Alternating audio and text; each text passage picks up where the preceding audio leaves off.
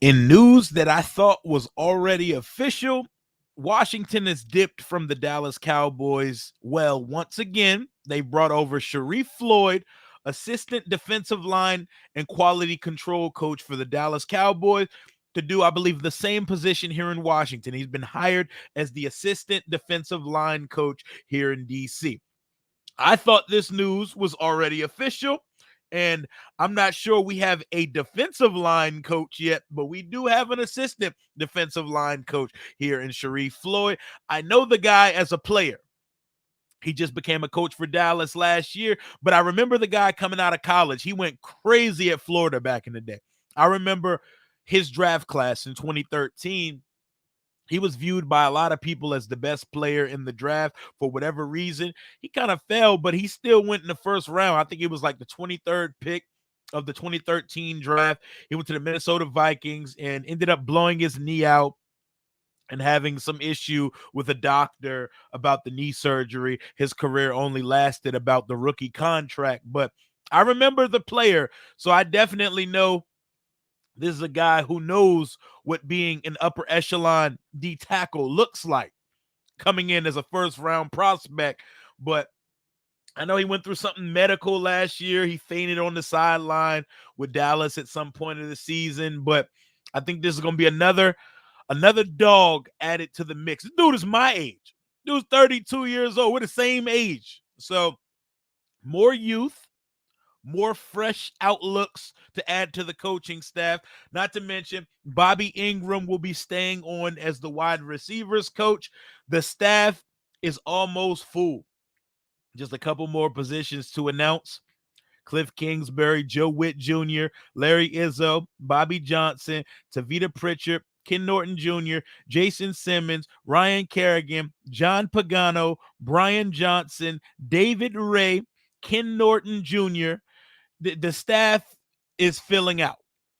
We're almost complete. I believe officially we just need a running backs coach, a D-line coach, and a couple more assistants and quality control coaches before we have a full staff. But I like to see that there's a mixture, a combination of a few different things when it comes to this staff. It's not merely connections based, age based, scheme based. There's a little bit of everything on this staff. There's a couple guys that's worked with Quinn. There's a few guys that haven't worked with Quinn. There's a few oldie but goodies, and there's a few youngins. Like, it's a nice blend of different on this coaching staff. And I love that. I love the diversity of it. We were the last team to hire a head coach. So we were expecting to be picking from scraps, bottom of the barrel, just trying to make shit shake to fill out our coaching staff. But it turns out we put a nice little staff together. Like I said earlier, they got to go out and prove it on Sundays, and they got to go out and show that they can connect, resonate with, and teach these young players the correct way to ball. But I like what we're putting together here in DC. Clearly, Bobby Engram was not a problem last year, despite the fact that Washington's receivers regressed and the offense was pretty pitiful for a good majority of the season. Clearly, it wasn't on Bobby Engram. It wasn't on his technique and his expertise. He has a lot of experience coaching receivers. It wasn't on him. Not his fault the scheme was ass.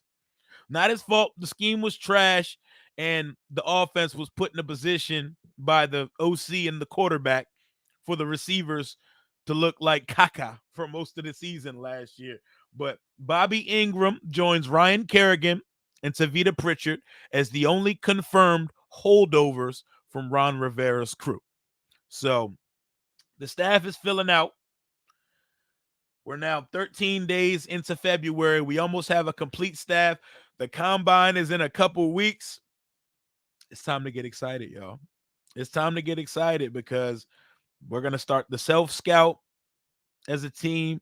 Then we're going to move forward to player evaluations and all that good stuff. I know Adam Peters tells us that they haven't done any of that yet, but they have conversations.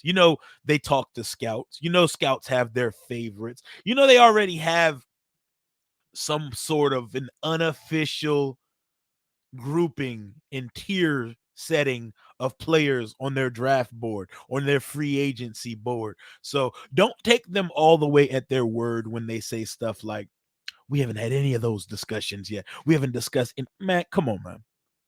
If fans are discussing shit all year, guys in the league and guys on staff, on payroll, are definitely having these conversations. And I would love to be a fly on the wall when it comes to these quarterback conversations, because it's going to get real over these next couple months for the Washington Commanders.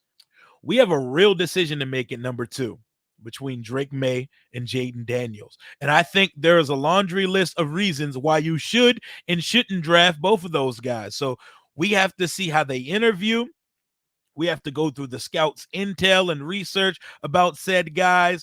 We have to go through the pros and cons. The Jaden Daniels is 23, but Drake May is 21. Explain to me why this guy's ceiling versus this guy's floor is going to make this guy a better player, who we project to be the better player in 5 years. It's a whole lot of conversation and a lot of nuance that goes into the evaluation, especially picking a signal caller, a quarterback, the most important position in all the sport.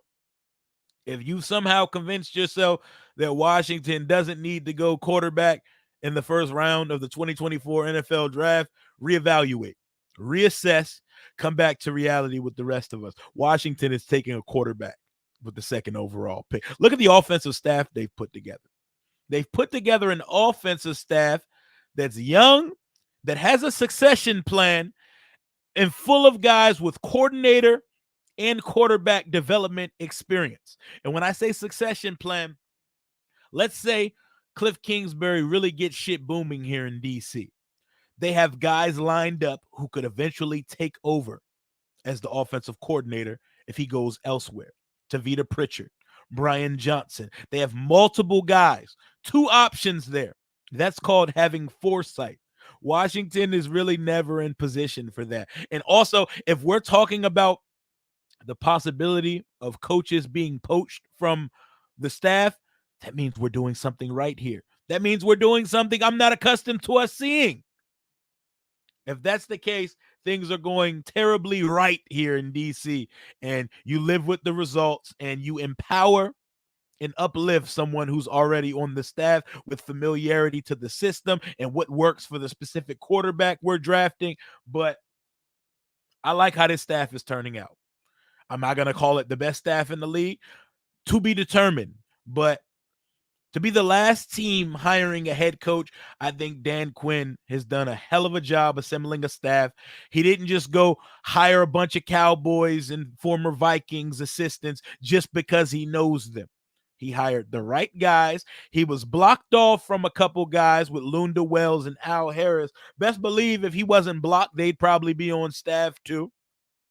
Brings over Joe Witt Jr. with him.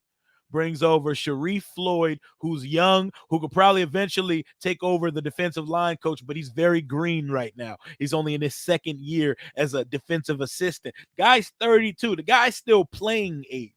Probably would be still playing if he didn't have a catastrophic knee injury and a whole lawsuit situation going on with Dr. Andrews about his knee.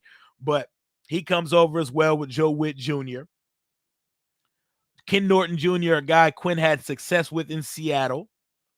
Jason Simmons, a guy Joe Witt Jr. worked with in Green Bay. There are a few connections here, but the hires were not merely connection-based. And I appreciate that. I appreciate the wide net they've casted. And they've put together a lot of guys with coordinator experience, with experience developing the said position they were hired to bring here for. Because player development is something needed here, because Adam Peters said, we want to build the team through the draft and supplement through free agency.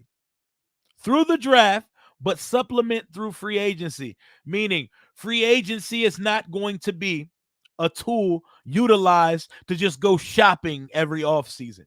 We want to get a guy here and there, scheme fits, identity fits, but the crux and core of this team will be built and developed through the NFL draft. And to develop, you have to have a very stout coaching staff.